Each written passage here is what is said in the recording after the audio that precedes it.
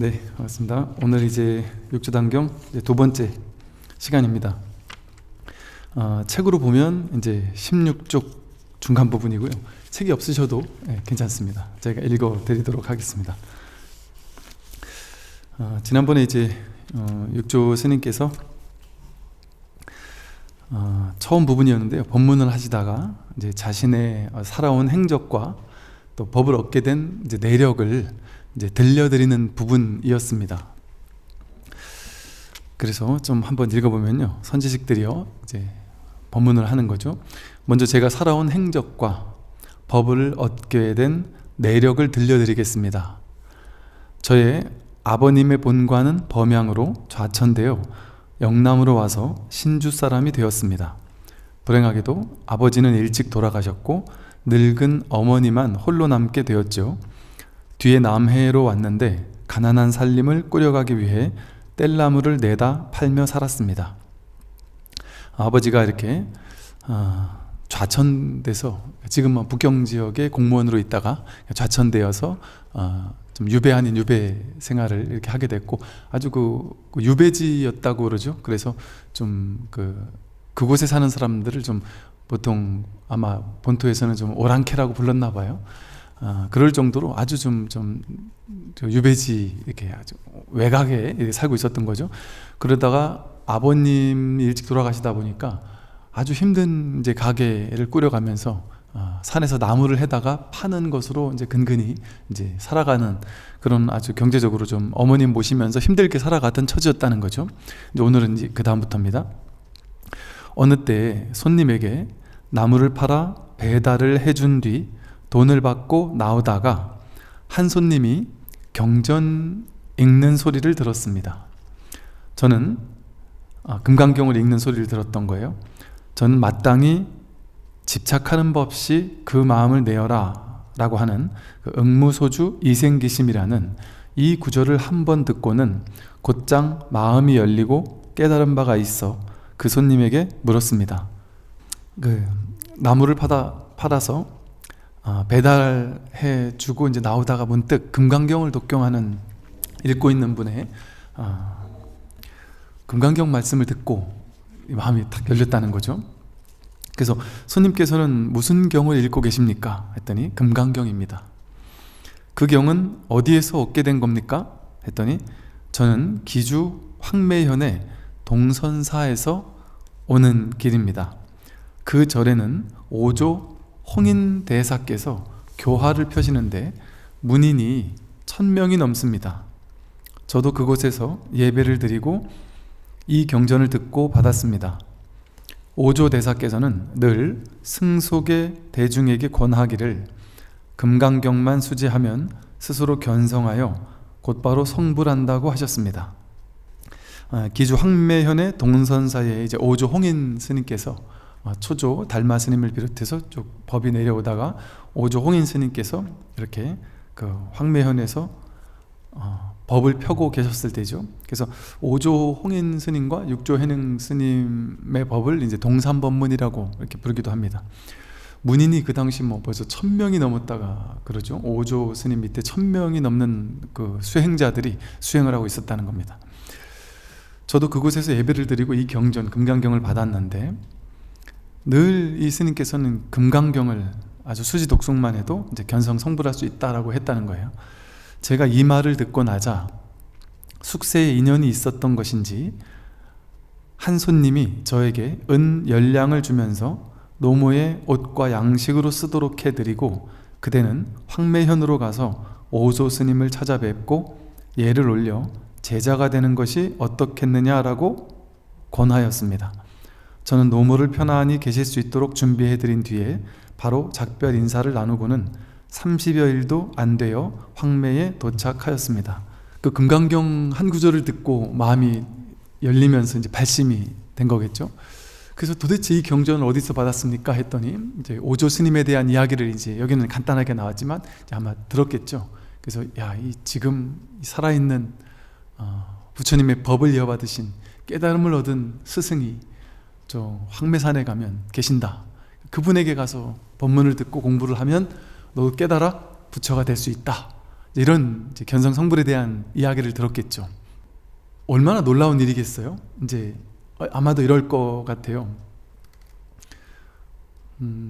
이제 저도 그랬거든요. 아마 여러분도 그러실 텐데, 어릴 때, 뭐 20대까지만 해도요, 제가 뭐 출가를 해서 공부를 하고는 있었지만, 그때만 해도 분위기가 어땠냐면, 우리 불자님들을 비롯해 스님들도 마찬가지였어요. 그때만 해도 어떤 분위기였냐면, 불자들은 그냥 열심히 복 짓고 기도하고 하면 되지, 수행해서 어떻게 깨달음을 얻겠는가. 또 수행을 한다 할지라도 수행을 하고 나면 마음이 좀 고요해지고 막 괴로움이 조금 소멸되고 좀 힐링되고 좀 릴렉스 돼서 사는 게 조금 편겠지, 이런 정도. 그러니까 일반적으로는 기복적으로 열심히 기도하면 원하는 걸 이룰 수 있다, 이런 거.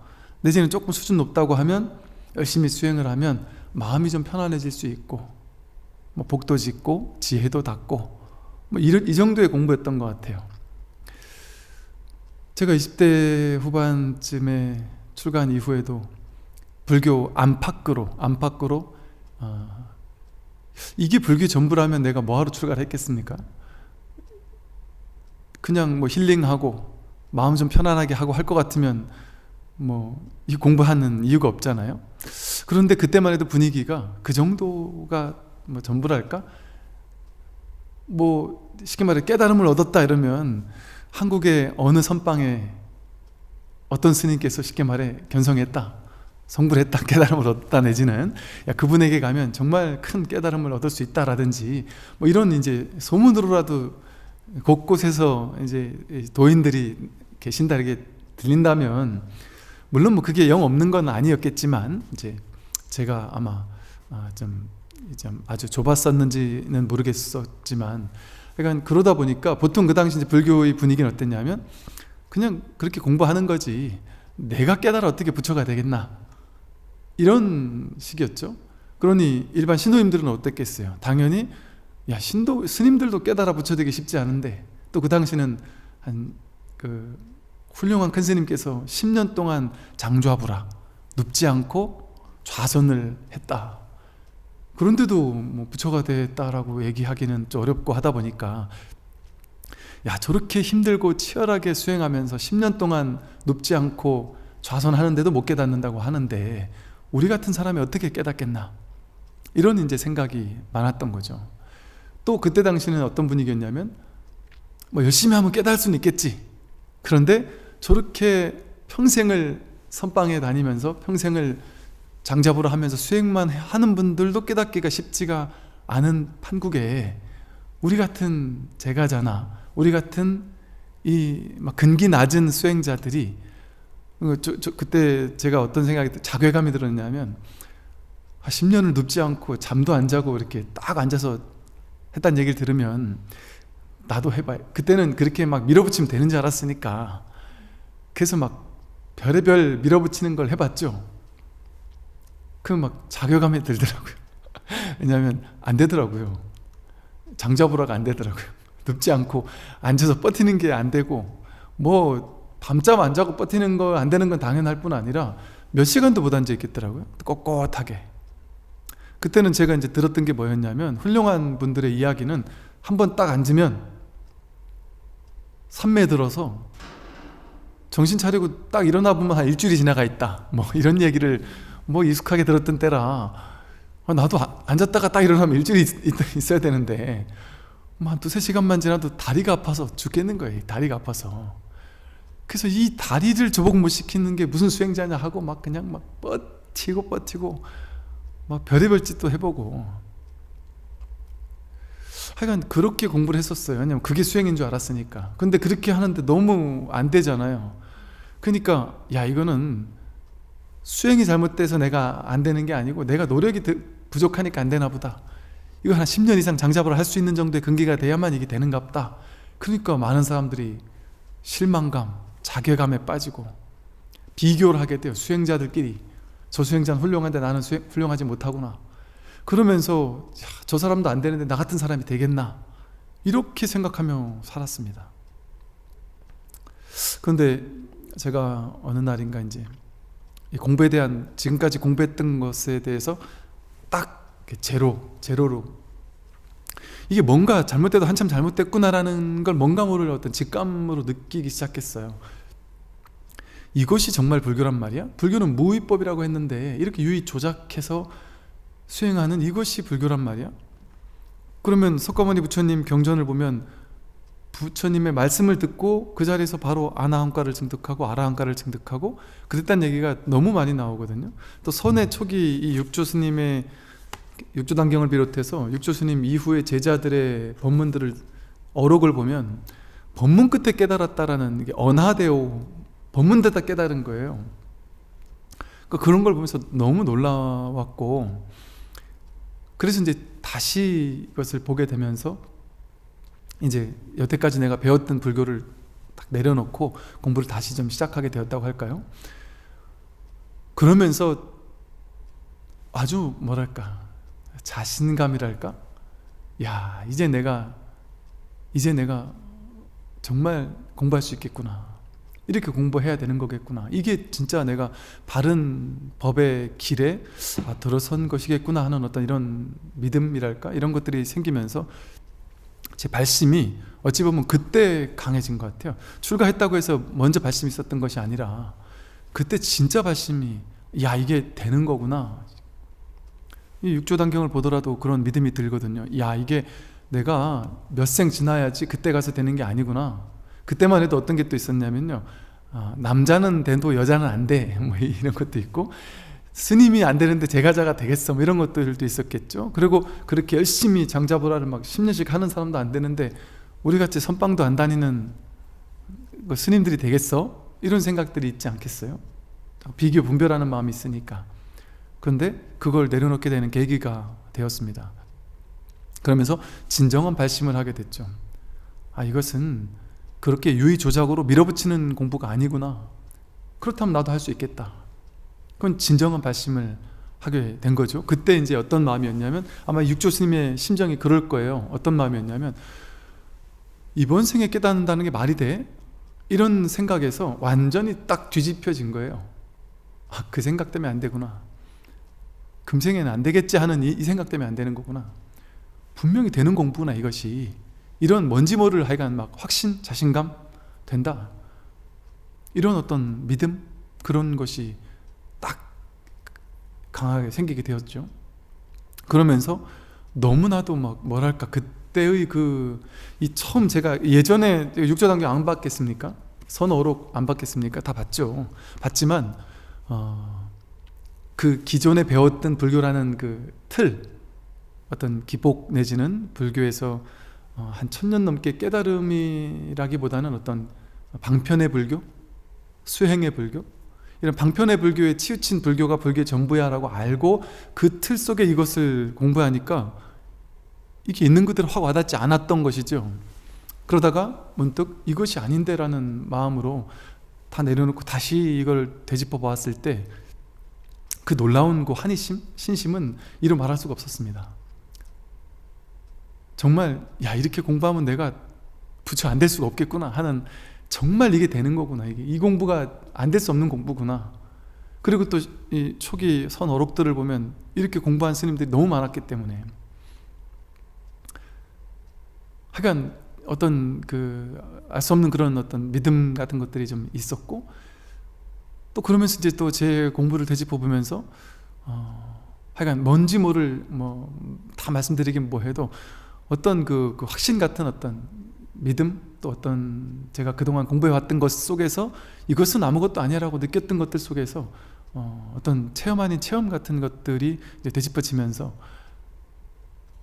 야, 이 공부에 대한 어떤 자신감이 이제 생기기 시작하더라고요. 그러면서 이 공부를 했더니 그때 아마 이 느낌이었어요.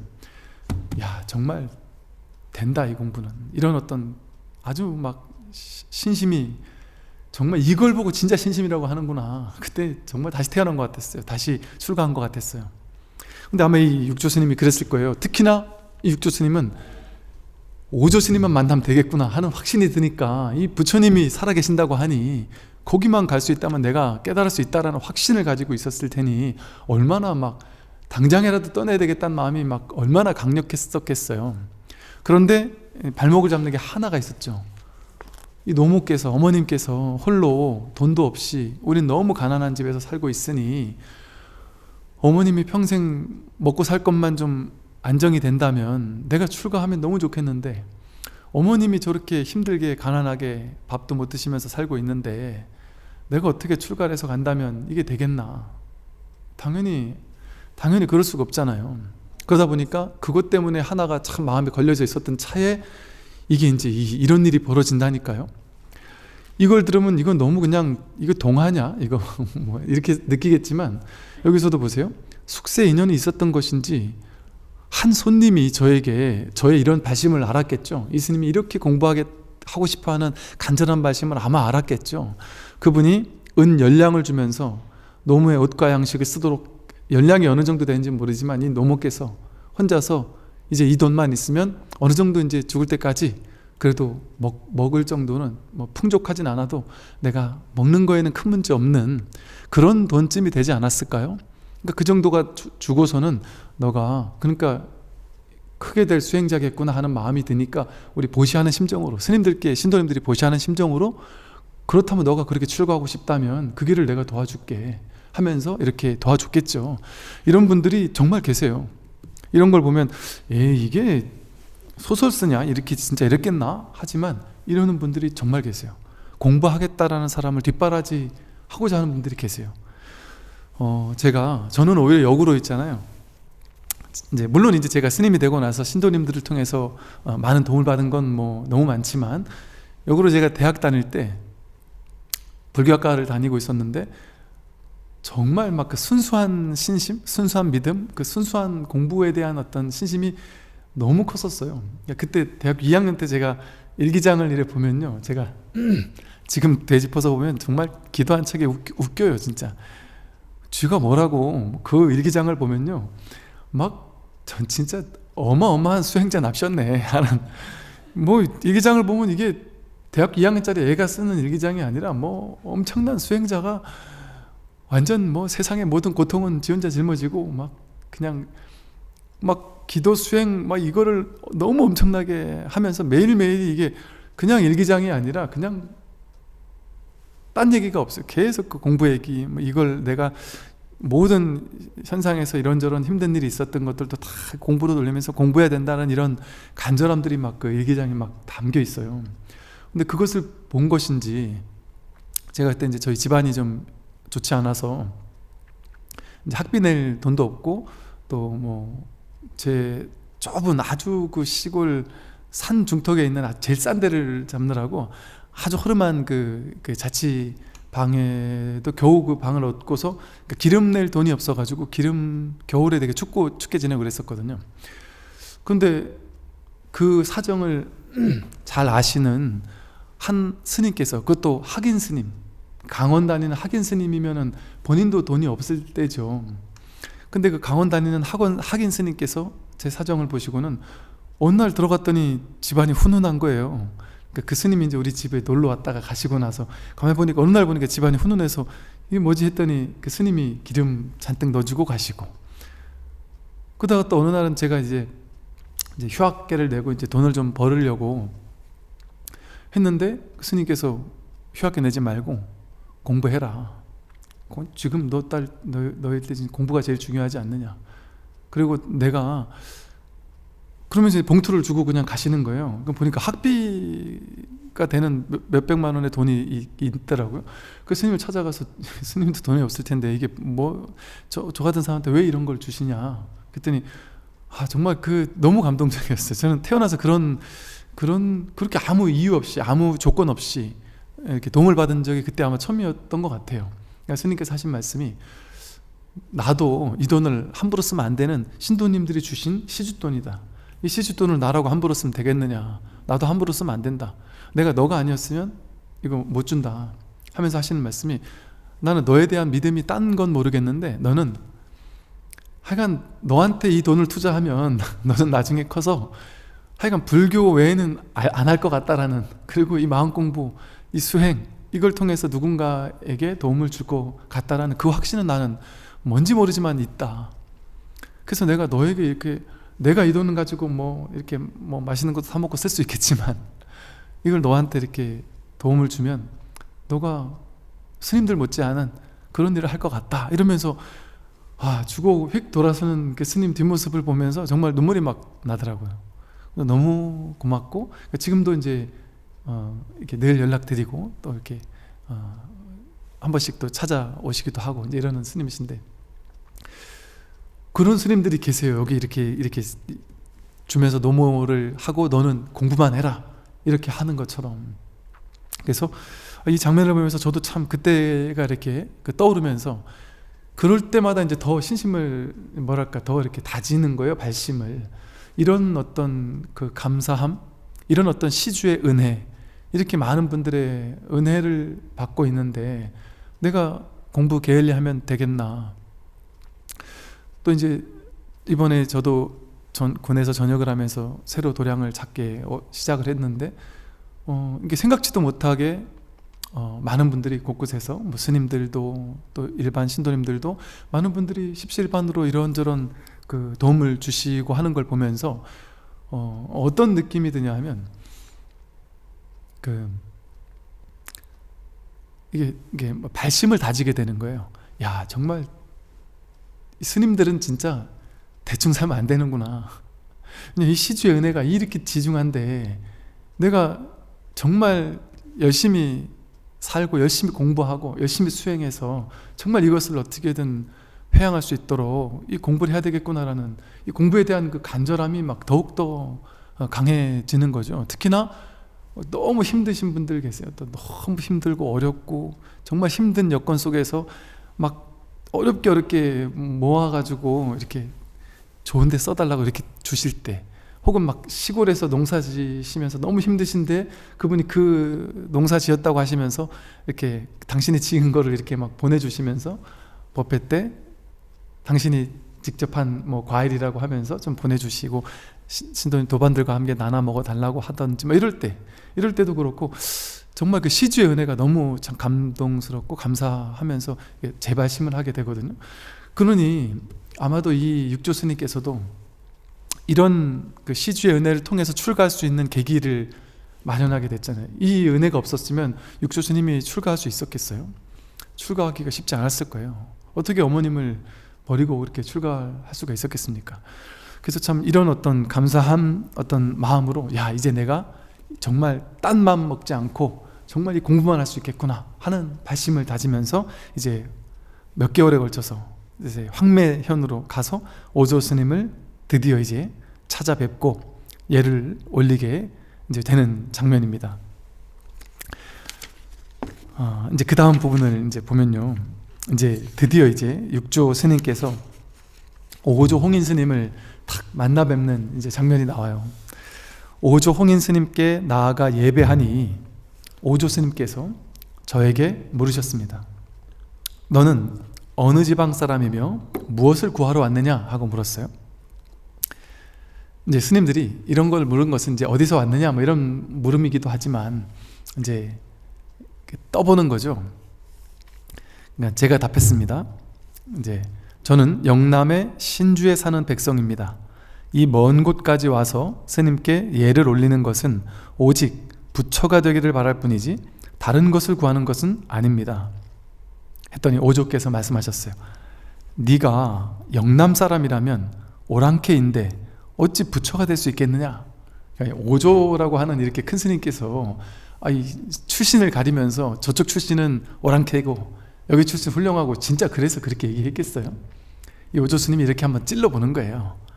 한번 쿡 찔러보면서 얘가 어떻게 반응하나, 이걸 어떻게 공부로 반응하나. 이거는 이렇게 찔러보는 것은 일상사를 묻더라도 공부처에서 묻는 것은 일상사를 묻는 게 아니에요. 어디서 왔느냐 하면은 뭐 어디 지역에서 왔습니다 이런 걸 묻는 게 아니거든요. 네가 이 몸 받기 이전에 네가 온 자리가 어디냐. 이 몸이 너가 아니기 때문에 법의 자리에서는 몸이나 오온이 내가 아니기 때문에 너가 도대체 온 자리가 어디고 간 자리가 어디냐를 묻는 것이고, 또 이렇게 콕 찔러보는 것도 한번 얘가 어떻게 반응하는가, 그걸 통해서 이 사람의 법의 안목을 확인할 수 있기 때문에, 그래야 스승이 제자를 어떻게 가르쳐야 될지를 알 수 있으니까 한번 물어본 겁니다. 그랬더니 이제 이 육조 스님이 아까 벌써 그 응무소주 이생기심하는 금강경을 한번 듣고서는 한번 마음이 열렸다고 했잖아요. 그때 이미 한번 어느 정도는 이제 좀 그 마음이 좀 열린 것 같아요. 어느 정도는 좀 마음에 좀 이제 깨달음에 대한 약간의 안목 같은 어떤 작은 안목은 좀 열렸던 것 같아요. 그러면 물론 여기서는 이제 책이니까 금강경 한 구절 듣는 말을 듣고는 바로 마음이 열렸다 이렇게 썼지만 뭐 그 어머님 모시고 있을 때도 고몽가 께서 비구니 스님이셨다 그래요. 그래서 그 스님께서 밤낮으로 열반경을 독송하셨고 그걸 또 옆에서 이렇게 늘 듣고 또 그 고모 비구니 스님이 이렇게 거처하는 작은 암자에 이렇게 또 나무도 해다 드리고 막 그랬다는 이야기도 있거든요. 그렇게 인연도 좀 있었을 것이고 또 금강경을 듣고 읽고 하는 그 손님을 통해서 금강경의 가르침이 어떤 건지도 좀 들었을 것이고 또 이 공부에 대한 이야기를 좀 들었겠죠. 그러면서 뭔가 좀 마음이 어느 정도 열리셨을 거예요. 그리고 이게 정말 가능합니다. 야, 옛날 사람들은 정말 대단하구나. 육조 스님은 역시 대단하구나. 어떻게 그 얘기 듣고 바로 마음이 열릴 수 있느냐 이러잖아요. 근데 육조 스님만 그런 게 아니에요. 지금은 더욱더 놀라운 시대에 이때는 육조 스님쯤 되니까 이렇게 금강경 얘기 듣고 탁 마음이 열리잖아요. 지금 어떤 사람들은 뭐 금강경책 10번을 읽어도 뭔 얘기인지 모르겠는데, 그죠? 한글 금강경 독송을 했는데 이게 분명히 한글로 써 있는데 이해가 안 되거든요. 그러는 사람이 있는가 하면 요즘 시대가 놀라운 게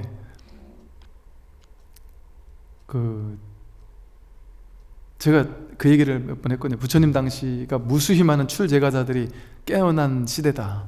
그리고 육조 스님 이하로 육조 스님 때부터 한 200년 가까운 선의 황금기라고 불리는 그 시대가 깨어나는 시대다. 수많은 사람들이 깨어나는 시대였다. 근데 지금의 시대는 육조 시대 때나 부처님 당시와는 비교도 없을 정도로 놀라운 집단적인데, 이건 요 정도 집단이 아니에요. 여기는 국집대에 있는 그 지역 속에서 깨달음이잖아요.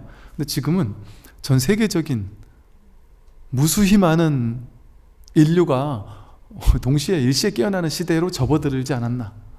막 그런 것을 굳이 말로 하니 무슨 2012년이니 뭐 후천 개벽이니 무슨 뭐 미륵부살이 오니 무슨 휴거가 있니 뭐 이런 식의, 모르니까 그런 식의 말이 등장하지 않았나 싶은 생각을 할 정도로, 저는 이제 이 공부 쪽을 하는 사람이다 보니까 그런 사람들이 무수히 많이 찾아오기도 하고 막 연락도 주고 한단 말이죠. 그런 얘기를 들어보면 이게 가능하다고? 이렇게 정말 법문 한 달, 두 달 듣다가 이렇게 자기 성품을 확인한다든지, 뭔가 괴로움이 확 내려가는 체험을 한다든지, 마음이 확 열린다든지, 혹은 심지어 이 법문을 듣지 않은 사람들 중에도 괴로움에, 저는 뭐 외국에 보면 많은 영적인 스승이라고 불리는 사람들이 정신병원에서 몇 달을 몇 년을 고생하다가 죽기 직전까지 갔다가, 그 죽음에 임박하기 직전까지 갔다가 깊은 우울감 속에서 문득 깨어나는 사람들이 많거든요. 그러다가 이제 이 깨달음을 가르치는 사람들이 많아요. 에카르트 톨레니 뭐 이런 사람들이 대표적인 그런 사람들이거든요. 그래서 야, 그런 사람들이 있구나 신기했는데 한국에도 그런 사람들이 있더라니까요.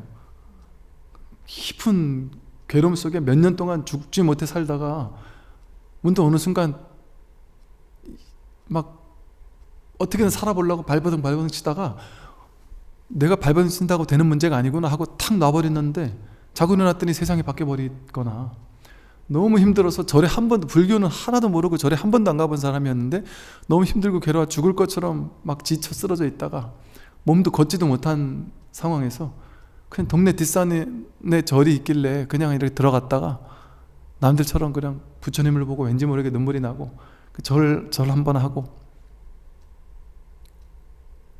그리고 고개를 드는데 뭐가 쑥 내려가더래요. 근데 이상하다. 이게 뭐지?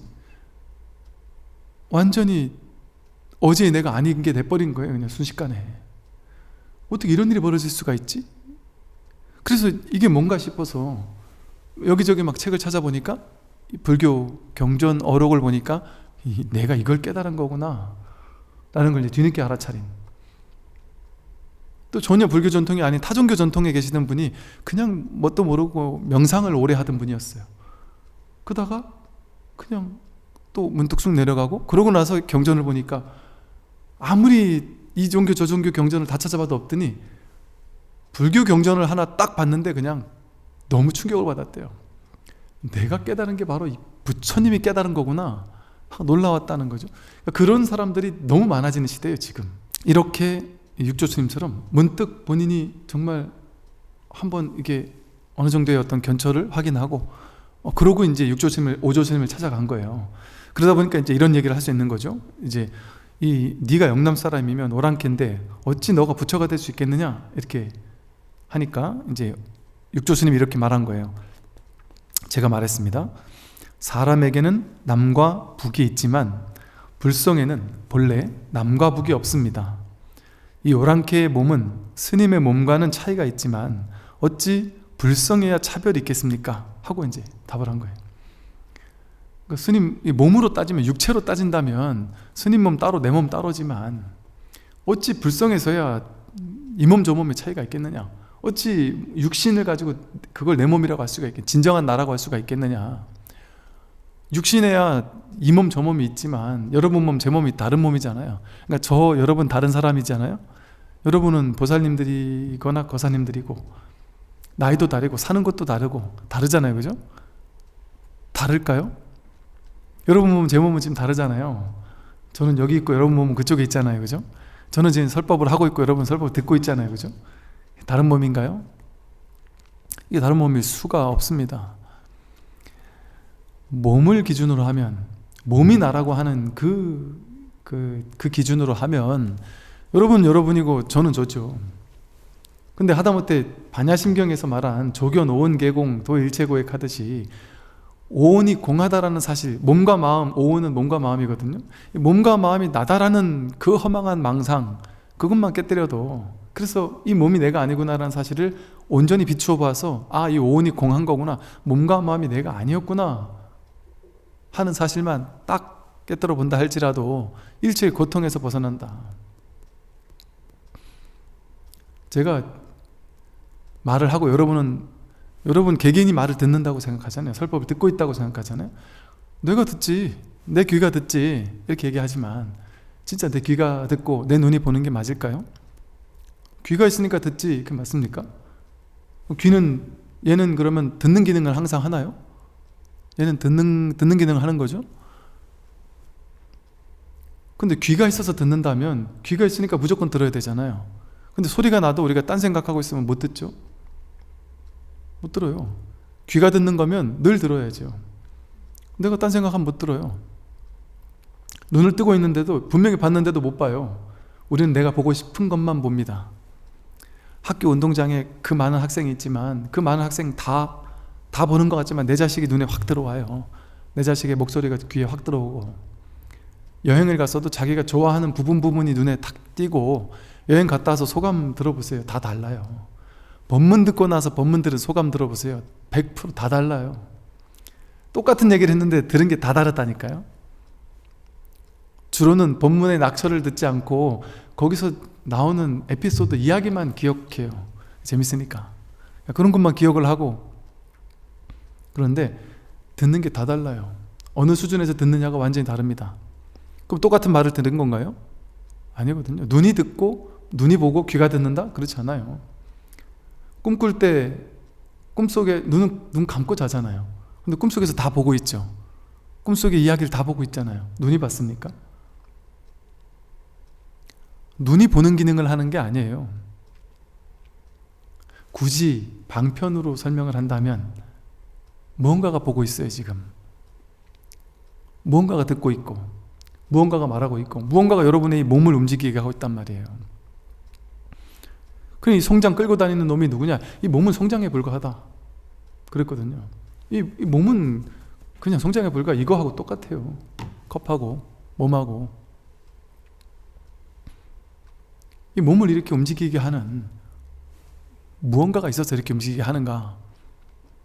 옛날 스님들은 내가 오물물을 보는 게 아니라 오물물이 나를 본다는 게 오히려 더 지혜에 가깝다. 허공에 눈이 달렸고 하늘에 눈이 달렸고 벽에 눈이 달렸고 땅에 눈이 달렸고 온 우주 밖에 전체에 눈 아닌 게 없어요. 전부 다 귀 아닌 것이 없고, 남들 없을 때 내가 나쁜 짓을 하면 아무도 안 봤으니까 안심하잖아요. 그게 남들이 누군가가 눈으로 봐야지만 그걸 본다고 생각하니까, 남들이 안 봤으니까, 남들이 아무도 안 봤으니까 나쁜 짓 해도 되겠지, 아무도 모르겠지 하고 안심하는 거예요. 자기가 보고 있잖아요. 그 보는 그곳이 있잖아요. 남이 안 봤다고 그게 안 들킨 게 아닙니다. 이 몸이 나고 느낌, 생각, 감정, 의지, 의식이 나다, 이게 가장 어리석은 허망한 생각이에요. 너무 오랜 습이다 보니까 당연히 몸이 나지, 이 몸이 내가 아니면 누가 납니까? 이 느낌, 생각, 의지, 의식이 나지, 이게 내가 아니면 도대체 누가 납니까? 하고 우리는 의아해하겠지만, 제 유튜브에서 나오는 많은 설법들이 다 그 얘기죠. 그건 이제 맨날 그 얘기를 하고 있으니까 자세한 얘기는 이제 계속 들어보시고요. 그렇게 사람에게는 남과 북이 있지만 이 불성에는 남과 북이 없어요. 남과 북이라는 게 어디 있습니까? 여기는 동쪽이에요? 서쪽이에요? 남쪽이에요? 북쪽이에요? 이쪽에 있는 사람에게는 남이라고도 할 수 있고, 저쪽에 있는 사람에게는 북이라고도 할 수 있고, 여기 있는 사람은 서라고 할 수 있고, 저쪽에 있는 사람은 동이라고도 할 수 있죠. 근데 이 공간이 동서남북이 따로 있습니까? 얘는 자기를 동이라고도 안 하고 서라고도 안 해요. 그냥 그럴 뿐이지. 사람이 자기가 여기저기 왔다 갔다 하면서 이건 동이야 서야 이렇게 하는 걸 뿐이지, 동이라는 걸 만들어 놓으면 그거에 따라서 서남북이 탁 만들어지는 것일 뿐이지, 그게 정해진 게 있겠습니까? 이 세상 모든 것은 개념이고 관념이에요. 우리가 붙여놓은 상이고 이름이고 모양일 뿐이에요. 이 세상에는 사실은 고정된 실체적인 모양이 없습니다. 동쪽이라는 모양이 실질적으로 있는 것이 아니듯이 모든 개념이 다 마찬가지예요. 우리가 그냥 그렇게 하기로 약속한 거고, 내가 내 인생에서 특정한 것은 좋은 걸로, 특정한 것은 나쁜 걸로, 특정한 것은 중요한 걸로, 특정한 것은 중요하지 않은 걸로 낙인 찍으면서 내가 거기 스스로 사로잡히는 것에 불과해요.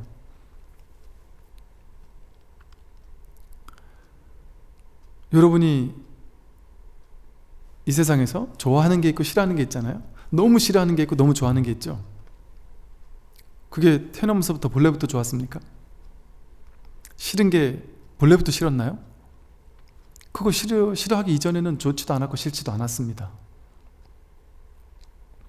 한 생각 일으켜서 그걸 좋다라고 분석하고 분별하고 싫다라고 분별하면서 좋고 싫은 허망한 착각이 생겨나기 시작했을 뿐이죠. 이걸 우리는 컵이라고 이름을 붙였잖아요. 이렇게 생긴 모양을 지닌 것은 우리 컵으로 하자. 그래서 이런 모양을 상이라고 부르고요, 여기에 이름을 붙인, 컵이라는 이름을 붙인 것을 명이라고 부르죠. 이름 명자. 그래서 이것을 이렇게 붙여서 이해하는 것을 명상이라고 불러요. 그걸 이제 표상작용이라고 해요. 상온의 작용. 이것을 컵이라고 내가 이해해서 이것을 컵하고 동일시하는, 이거는 우리가 컵이라고 이름하기로 약속한 것이지 이 이름에 뭔가 실체가 있는 건 아니죠. 이것을 내가 이렇게 생겼지만 이걸 컵으로 안 쓸 수도 있겠죠. 컵으로 안 쓰고 다른 용도를 쓰게 되면 그건 컵이 아닐 수도 있겠죠. 어떻게 쓸 거냐에 따라서 이렇게 이름 붙이기도 하고 저렇게 이름 붙이기도 합니다. 근데 이 컵이라는 것은 되게 중립적이다 보니까 이 컵이라는 명과 상이 여러분을 괴롭히거나 뭐 그러지 않죠. 컵이라는 말에는 괴로움이 없잖아요. 근데 예를 들어 여러분이 정말 싫어하는 누군가가 있어요. 또는 정말 싫어하는 말이 있어요. 그러니까 이 소리는 여러분을 괴롭히지 않아요. 인연 따라 생겨났다, 인연 따라 사라졌어요. 죽비 한번 딱 치는 소리는 인연 따라 생겨나고 인연 따라 사라졌어요. 죽비 소리는 좋은 것도 아니고 나쁜 것도 아니죠. 여러분을 전혀 괴롭히지 않습니다. 인연 따라 생겨나고 인연 따라 사라지고 끝났죠. 그러할 뿐이에요. 그냥 근데 이게 층간소음이라고 생각해서 꿍꿍거리는 거에 내가 스트레스를 받기 시작하면, 근데 인연따라 왔다가 갈 뿐인 것이 나에게 스트레스를 주는 무언가로 바뀌어버리죠. 이제 그 소리와 그 이름, 층간소음이란 이름, 그 이미지, 그게 올 때마다 내가 막 괴로워 죽겠는 거죠. 본래부터 그랬습니까? 갓난 애기가 울고 있는데 위에서 층간소음 아무리 울려도 괴로워해요? 안 괴로워해요. 분별하기 이전에는 그게 괴로움이 아닙니다. 어떤 말도, 명과 상으로 이름 지어진 어떤 말도 내가 정말 싫어하는 누가 있어요. 개똥이라는 사람이 너무 막 생각만 해도 막 짜증나고 싫어요. 개똥이라는 말에는, 이름에는 좋거나 싫은 게 없어요. 근데 내가 인생의 어느 시기에 개똥을 아주 안 좋은, 막 스트레스 받는 개념으로 막 개념화시키고 분별하고 그 말을 오염시켜 놨단 말이에요. 그러고 나면 이제 그 말이 이제 무게감을 가지고 나를 스트레스 받게 하는 존재화돼서 실제화돼서 내 인생에 딱 등장해 버려요. 그 개똥이라는 말도, 그런 사람도 실제 좋거나 나쁜 무언가가 아님에도 불구하고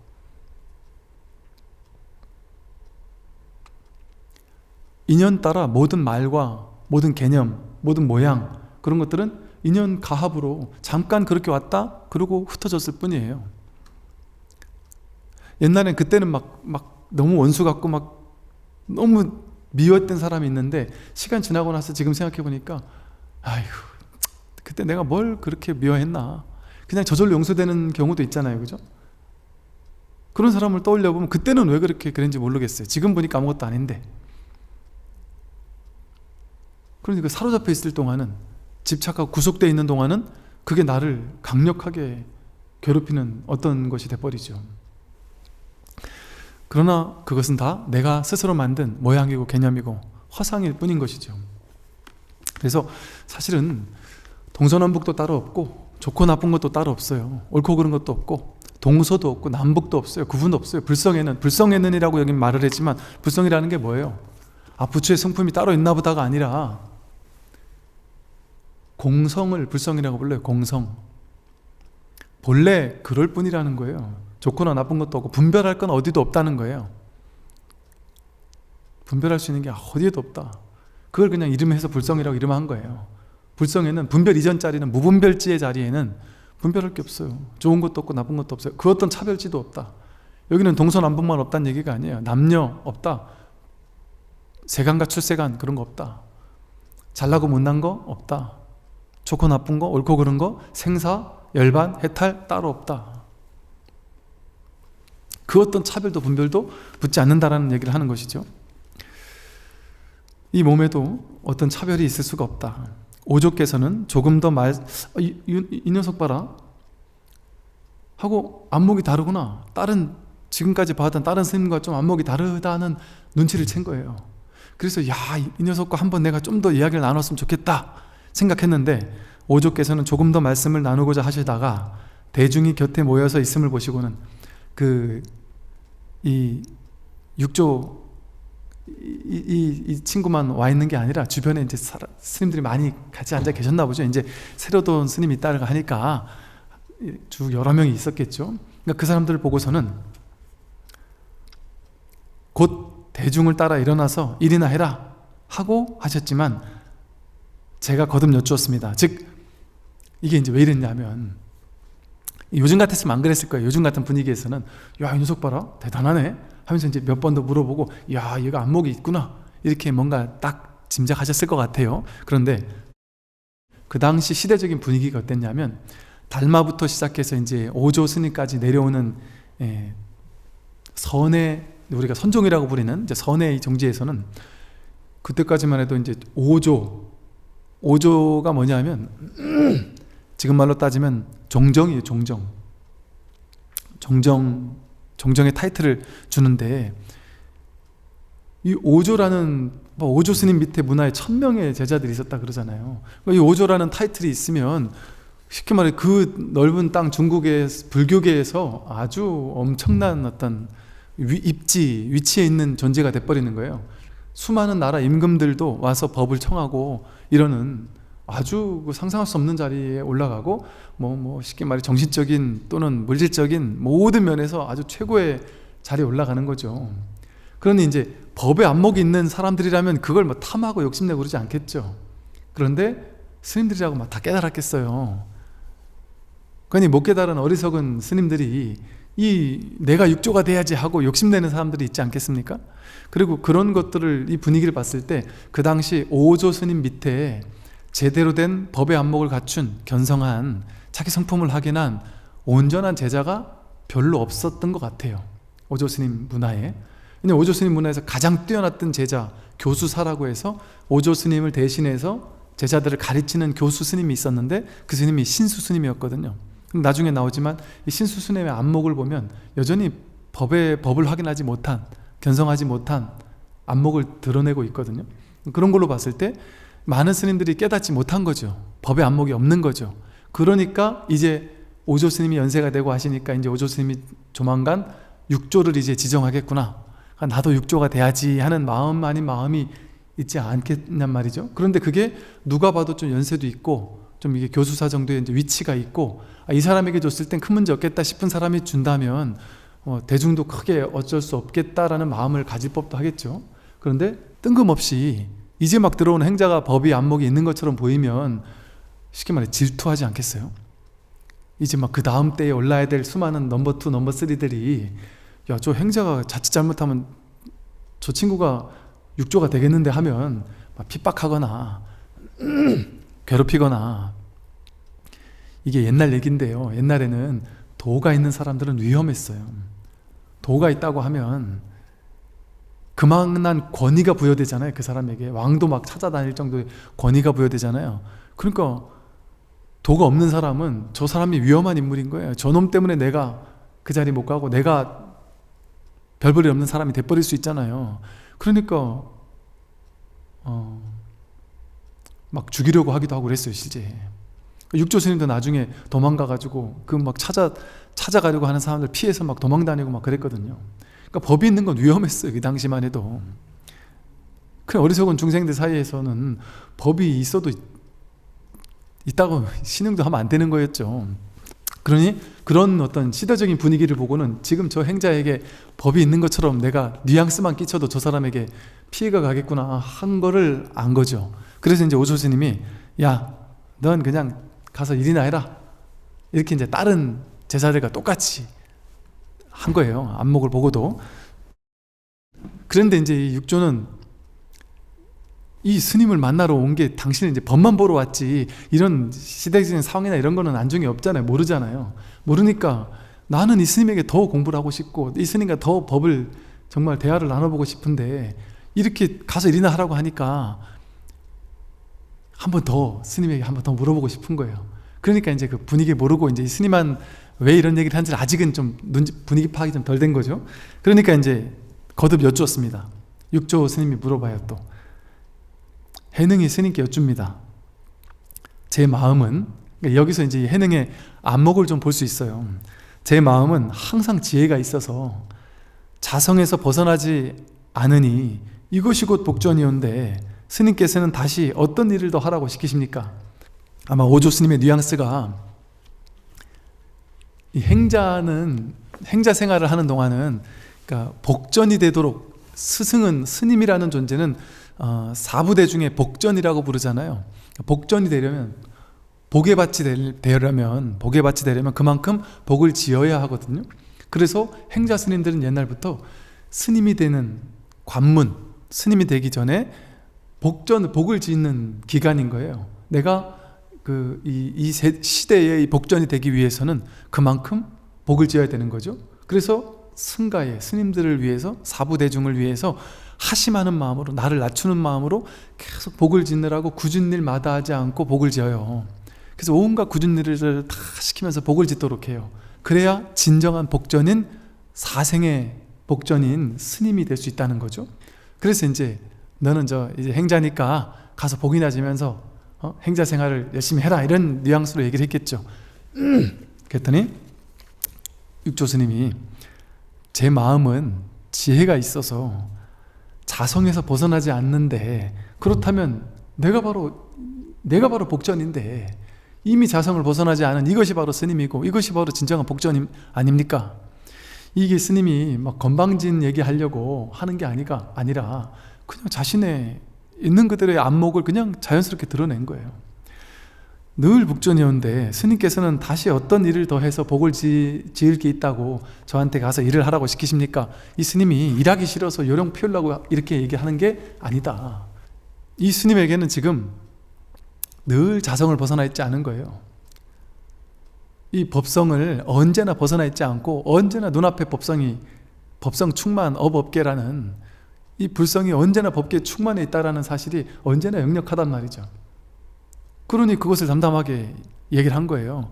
내 안에 불법성 삼보가 이미 갖춰져 있다는 사실을 탁 자각하고 나니까 이걸 이제 일별했다라고 해요. 완전히 깨달음 이후의 수행이 더 중요하거든요. 근데 이제 깨달음도 견성이라고 하는 것도 정식으로 뭐 견성했다기보다는 초견성이라고 해서 언뜻 뭔가 본 것 같은데 아직 확실치 않은, 아직 좀 왔다 갔다 하는 이런 언뜻 한번 실컷 본 것 같다 뭐 이런 것을 또 일별이라고 하기도 하고 문득 한번 본 것 같긴 하다. 그런데 이게 조금 왔다 갔다 하는 것 같기도 하고 아직은 안목이 좀 덜 갖춰져 있고 아직은 뭔가 확실한 것 같기도 하면서 아닌 것 같기도 하고 또 어록을 읽어보고 경전을 읽어보면 상당히 많이 그전과는 완전 다르게 소화가 되긴 하지만 그래도 여전히 막히는 부분들이 있고 뭔가 아직은 좀 미진함이 있고 이런 게 있다 보니까 이제 아직 공부가 좀 더 필요한 것이죠. 그러나 언뜻 일별만 하더라도 이 정도의 말을 할 수 있단 말이죠. 내가 늘 이 자리가 분명한데 그렇다면 그것이 바로 복전인데 하고 그냥 자기 안목을 드러낸 거예요. 이 스님과 한 번 더 내가 공부를 좀 배우고 싶다, 나의 안목을 드러내는 걸 통해 내가 조금 더 점검을 받고 싶다 한 거죠. 이렇게 얘기를 했어요. 이 얘기를 듣고 보니까 오조 스님께서 더 확실해진 거예요. 이 안목을 이제 알겠다 싶은 거예요. 그런데 주변에 이제 스님들이 이제 눈을 켜고 야, 저 이제 막 젊은 행자가 저런 정도의 얘기를 하는 거 보니까 와, 막 대단한갑다 하고 저기서 인정을 받으면 얘가 이제 큰일 날 것 같은 거예요. 그래가지고 주변 분위기를 보시고는 오조 스님이 오히려 이제 이렇게 얘기를 하시는 거예요. 오조께서 말씀하셨습니다. 이 녀석 오랑캐는 근성이 너무 날카롭구나. 내가 그냥 가서 행자 주제의 말이지 가서 일하라고 하면 예 하고 가서 일하면 될 것이지 이 많은 스님들 앞에서 자기가 불성이 역력하니 내가 바로 3계의 복전이다, 이게 일반 스님들이 듣기에는 되게 겸손하지 못한 표현처럼 보이잖아요. 내가 바로 부처다 이 소리 아니에요. 쉽게 말해 내가 바로 법이고 내가 바로 복전 아니냐 이렇게 선언하는 거 아니겠어요?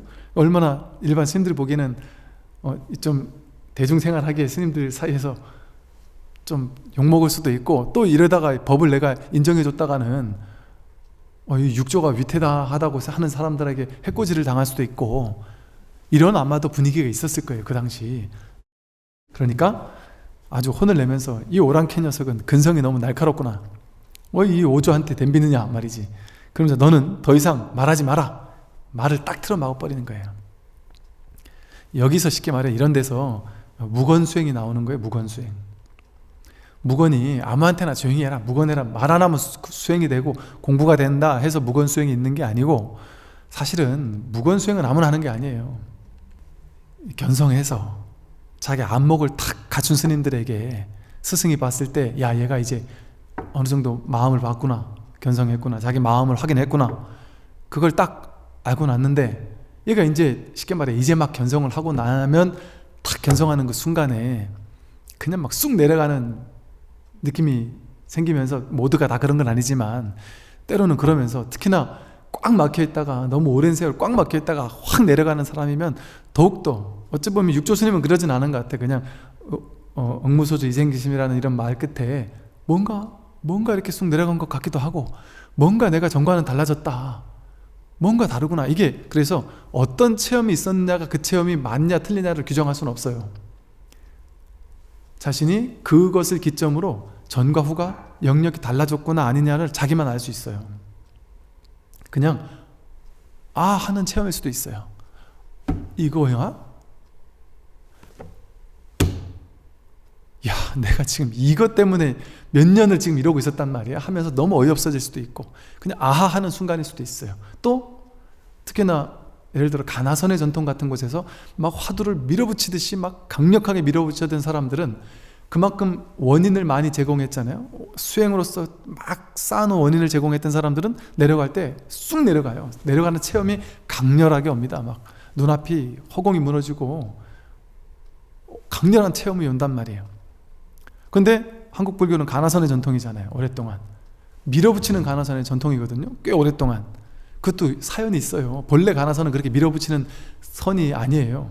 근데 중간에 어떤 스님들 몇몇 분들께서 연불선이나 정토선이나 유교적인 이런 것들을 막 조합시키면서 가나선을 약간 오염 아닌 오염을 시켜버렸어요. 그래서 막 갈고 닦아 밀어붙이는 유의 조작하는 가나선으로 좀 바꿔버렸어요.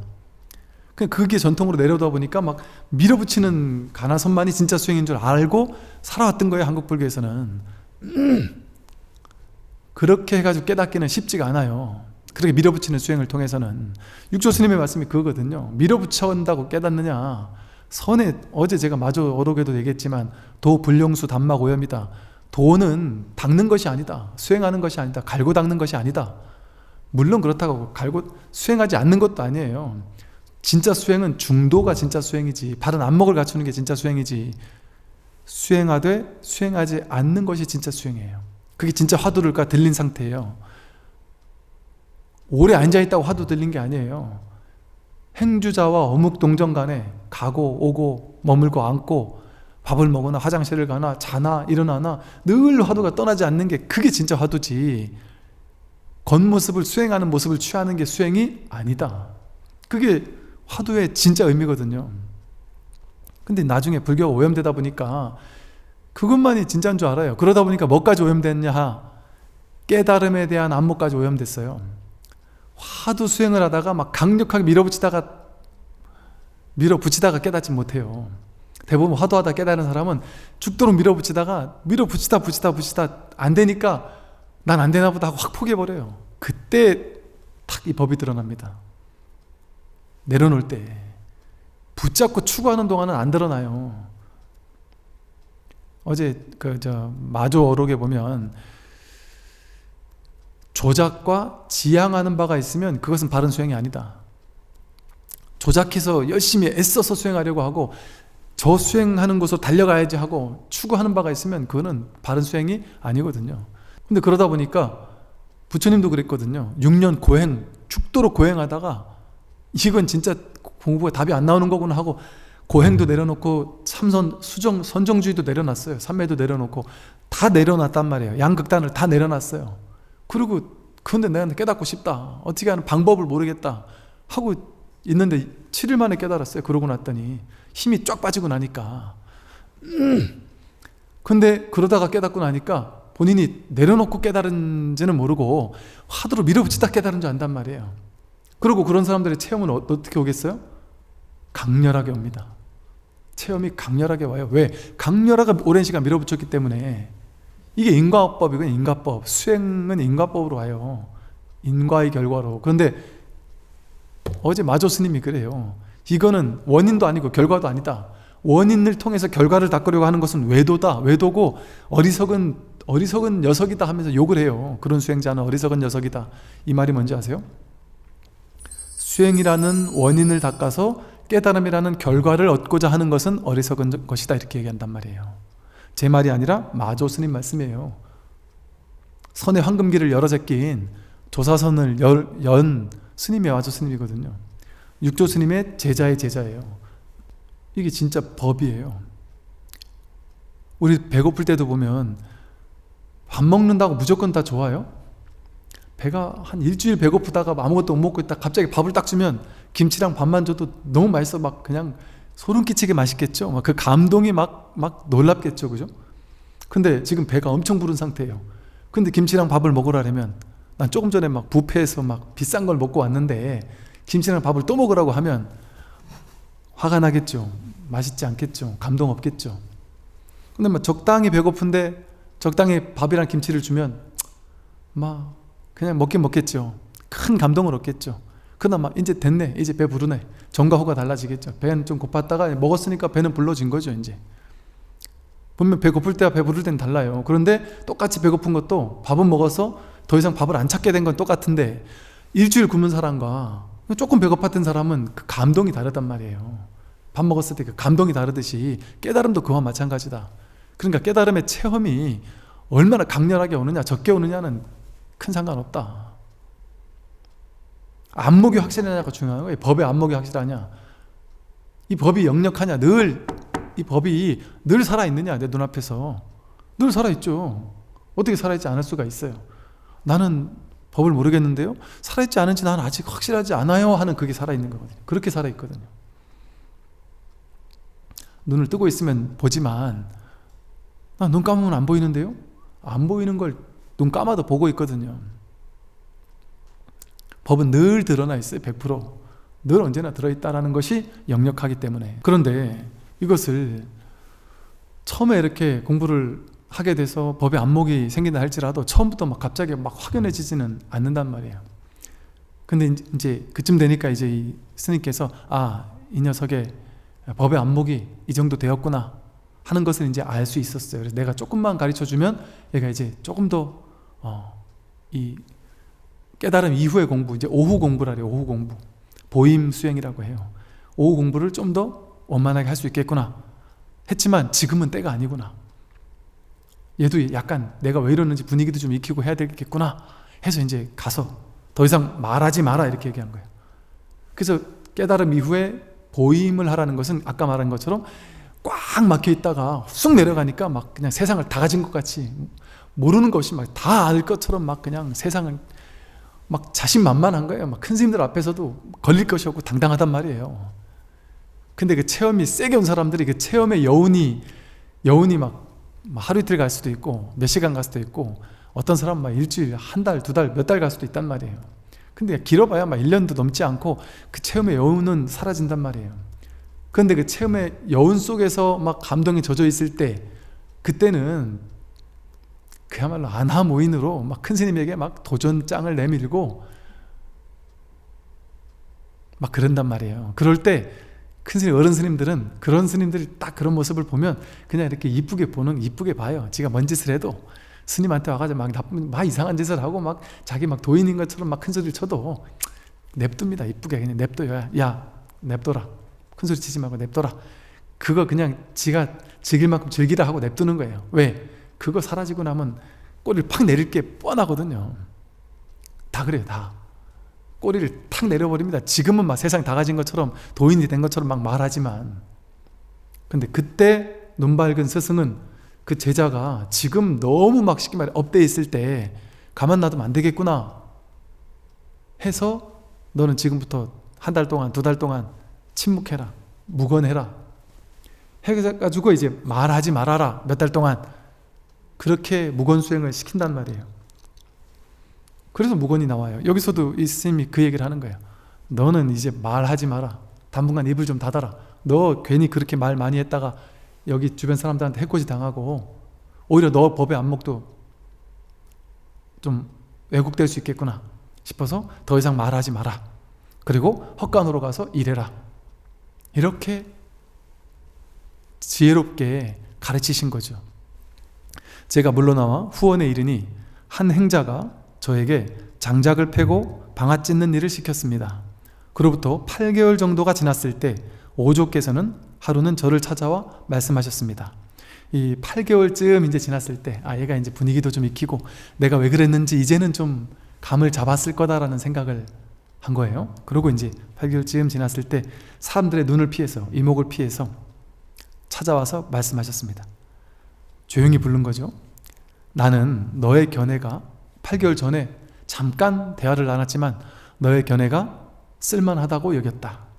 이렇게 스님들은 야, 너 깨달았다, 너 인가한다, 너 법의 안목이 뛰어나구나 이렇게 인정해주는 얘기를 하지 않습니다. 인정하지 않아요. 이 선의 가풍에서나 깨달음의 가풍에서는 뭐 인정해주고 인가해주고 이러지 않습니다. 그게 그 사람에게도 도움이 되지 않고, 그러니까 꾸준히 공부할 뿐이지, 여전히 미진함이 남아있다면 꾸준히 공부할 뿐이지, 뭐 공부가 됐다 안 됐다 그럼 둘로 나누는 거거든요. 본인 스스로도 상이 생겨요. 나는 깨달았다 하는 아상이 생겨서 이게 입이 근질해 죽으려고 그래요. 그러니까 신도님들 야 드디어 제가 알았습니다 하고 막 신이 나는데 대부분 같이 공부하던 도반들한테 이걸 내가 어떻게 내가 알았다는 거 어떻게 얘기해 줘야 되지 하고, 그 얘기를 왜 해줘야 돼요 그걸. 나는 깨달은 사람 대접받고 싶은 거예요. 그런데 조금만 지나면 스스로 알아요. 본인이 미진한 걸 알고 내가 그때 말 정말 실수했구나, 정말 잘못했구나라는 걸 곧 알게 된단 말이에요. 그러니까 그 얘기를 하면 안 돼요. 그래서 저희 은사 스님께서 항상 그 최고의 스승으로 모시는 그 용성 스님이라고, 우리 일제시대 때 민족 대표 33인 중에 스님이 두 분 계셨어요. 한 분이 한용운 스님이고 한 분이 용성 스님이셨어요. 그 용성 스님이 어떤 민족의 정신적인 그 33인의 정신적인 어떤 지주 같은 분이셨어요. 근데 용성 스님이 이 공부가 꽤 되신 스님이셨다 보니까 용성 스님께서 항상 공부인들에게 했던 얘기가 그거예요. 수행자는 수행을 비밀스럽게 해라, 비밀 엄밀하게 해라. 즉 자기 공부한다는 사람 티내면서 공부하는 건 정말 어리석은 수행자다. 공부하는 티내지 마라. 내가 공부됐다는 티는 더욱더 내지 말 뿐 아니라 사람들에게 나 공부하는 사람이야, 나 수행하는 사람이야, 난 너희들 기복불교하는 사람과는 질적으로 달라, 나는 선을 하는 사람이야. 이게 정말 어리석은 생각이란 말이에요. 그러니까 우리 같이 공부하는 많은 독자분들도 마찬가지예요. 일반 절에서 기복불교 한다고 해서 연불하고 독경하고 절하고 제일기도 열심히 참석하고 천도제하고 한다고 해서 그걸 가지고 잘못됐다고 할 수 없어요. 제가 때로는 잘못됐다고 얘기하는 것은 그것만이 절대 옳다고 막 집착하는 사람에게 그걸 깨주기 위해서 일시적으로 쓰는 방편일 뿐이지, 그 모든 것이 아름다운 전통으로서는 아름다운 것이죠. 또 그것을 참여하는 사람의 마음이 아름다우면 그 행위도 아름다워지는 거예요. 아니 설거지도 도인데 연불이 도가 아니고 독경이 도가 아니고 절이 도가 아니고 기도 참석하는 게 도가 아니겠어요? 내가 안목이 갖춰져 있으면 전도제를 해도 도고 기복불교를 해도 도예요. 안목이 없으면 앉아서 장잡으라 10년을 해도 그건 도가 아니에요. 그러니 그런 차별을 가질 필요가 없다. 공부에 대한 차별을 가져서는 안 된다. 그래서 공부의 안목을 자꾸 드러내는 이런 것을 해서는 안 된다. 그래서 이제 비로소 이제 말한 거예요. 너의 견어가 쓸만하다고 여겼지만 혹시 나쁜 사람이 너를 해칠까 염려되어서 너와 더 이상 말하지 않았었느니라. 너도 혹시 알고 있었느냐 하고 이제 묻습니다. 여기 스님 말씀하시잖아요. 혹시 나쁜 사람이 너를 해칠까 염려돼요. 이런 일이 실제 있었던 거예요. 야, 제가 내 경쟁자다 싶으면 옛날 같으면 뭐 살인죄가 있어가지고 무슨 뭐 감옥을 가고 뭐 이런 게 있어요. 그냥 소리 소문 없이 사라지면 그냥 사라졌나 보다 하겠지요. 그러니 자기 욕심 때문에 그런 짓 안 하겠어요? 한다니까요. 지금은 감옥 가니까 안 하지만 옛날에는 소리 소문 없이 사라진 사람이 얼마나 많겠어요. 옛날에는 있었겠죠, 당연히. 우리 사람의 심성이 자기 욕심 때문에 뭔 짓도 하거든요, 사람은. 그러니까 지금 참 좋은 세상에 태어났으니까 다들 좋은 사람들 사이에 우리가 같이 이렇게 사는 거지. 여러분 전쟁 나면 보세요. 전쟁 나면은 나쁜 놈이라서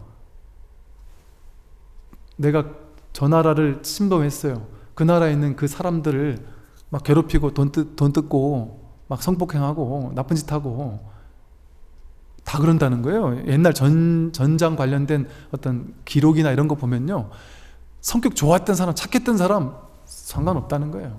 미친대요. 그냥 딱 돌아버린다는 거예요. 미친다는 거예요, 그냥. 그러니까 여기서 나도 같이 미친 사람이 되지 않으면 내가 죽겠구나, 인연 따라 그렇게 된다는 거예요, 그냥. 그러니까 사람이 그렇게 돼요. 그 상황이 돼버리면 나쁜 짓도 막 하고 함부로 죽이기도 하고, 또 자기 욕심 때문에 지금은 좀 교묘하게 뒤로 하잖아요. 요즘 세상엔 투명한 세상이니까 저 사람을 끌어내리고 싶으면 회사에서 내가 진급하고 저 사람은 끌어내려야 내가 진급하겠다 싶은데 이게 너무 높은 자리다 이러면 암암리에 뒤에서 몰래 더러운 짓 다 하잖아요. 그 사람을 정말 이주 않은 일 있는 것처럼 만들어가지고라도 그 사람을 끌어내리잖아요. 그러니까 뒤에서 하는 게 더 나쁜 놈이에요. 차라리 그것도 좋은 건 아니지만 옛날에 그걸 대놓고 한 거죠. 뭐 쉽게 말해 사람 사가지고 부처님을 공격해서 죽이려고 하고 모함시키려고 하는 걸 얼마나 많이 했어요. 심지어 부처님 제자도 그랬고 외도들도 그랬고, 부처님도 그렇게 뭐라 했죠? 대신 죽여주는 그런 사람들한테 몇 번을 죽을 뻔했어요. 그런 일들이 있을 수 있단 말이죠. 그러니까 이 도도 돈이 돼버리면 이래 무서운 일이 돼버리는 거예요. 그게 중생세간입니다. 그래서 중생세간에서는 더욱더 내가 도가 있느니 깨달음이 있느니 이런 거 하면 안 돼요. 큰일 나버립니다. 그래서 이제 이 사실을 얘기를 하는 거예요. 그래서 너도 알고 있었느냐 하고 물었어요. 그랬더니 제가 말했습니다. 육조 스님 말했죠. 스님, 저 또한 스님의 뜻을 짐작하였기 때문에 더 이상 스님이 계신 방 근처에는 얼씬도 하지 않았다. 가지도 않고 사람들이 알지 못하게 하고 있었습니다. 이심전심으로 둘은 알고 있었던 거예요. 둘만이 알고 있었던 거예요. 오조와 육조만이. 하루는 오조께서 모든 문인들을 불러 모으셨습니다. 모든 수행자들을 이제 불러 모으셨어요. 그러고 이제 어느 정도 시간이 있었고요. 그러고 나서 여기 뒤에 나오나 어떤가 모르겠네. 그 오조 스님이 밤에 몰래 뒤에 나오는 것 같아요. 몰래 이 육조 해능 행자를 불러가지고 특별 과외를 시켜줍니다. 그것도 몰래 밤에 불러서 호롱불 켜놓고 불이 새어나갈까봐 다들 잠든 시간에 몰래 불을 켜놓고 이불로 이 문을 막아버려요. 불이 안 새가게 내가 자는 척 하느라고. 그래 놓고 이제 육조 스님을 가르쳐요. 금강경을 가르쳐요. 이 스승의 자비가 얼마나, 그런데 그게 얼마나 시대적으로 암담한 시대입니까? 참 무서운 시대. 그거가 웃기는 시대죠. 그러니까 지금의 시대에 태어난 게 참 감사하죠. 지금은 이런 얘기를 이렇게 드러내놓고 할 수 있는 시대잖아요. 투명한 시대고 열린 시대잖아요. 옛날 법은 어땠어요? 스승과 제자 간에 1대1로만 전수해 줄 수밖에 없었어요. 그러니까 옛날에 그게 이해가 돼요. 옛날에는 제자가 찾아오면 바로 법을 안 알려줬어요. 한 1년, 2년, 3년, 6년 지켜보다가 얘가 법을 배울 수 있는 근기가 되는구나 할 때 내가 이런 얘기 있잖아요. 내가 뭐라죠? 뭘로 매주를 쓴다고 해도 믿겠구나. 이걸 뭐라고 해도 믿겠구나 할 정도의 믿음이 있을 때 그때 얘기한단 말이에요. 왜 그럴까요? 충격적인 얘기를 해야 되거든요. 이 제자가 도저히 지금까지 내가 공부해 왔던 것으로는 감당하지 못하는 얘기를 해야 되거든요. 근데 그 얘기를 했다가 남들이 들으면 미친놈 소리 듣기 딱 좋거든요. 이건 내가 아니야. 그 몸 너 아니야. 느낌, 생각, 감정도 너가 아니야.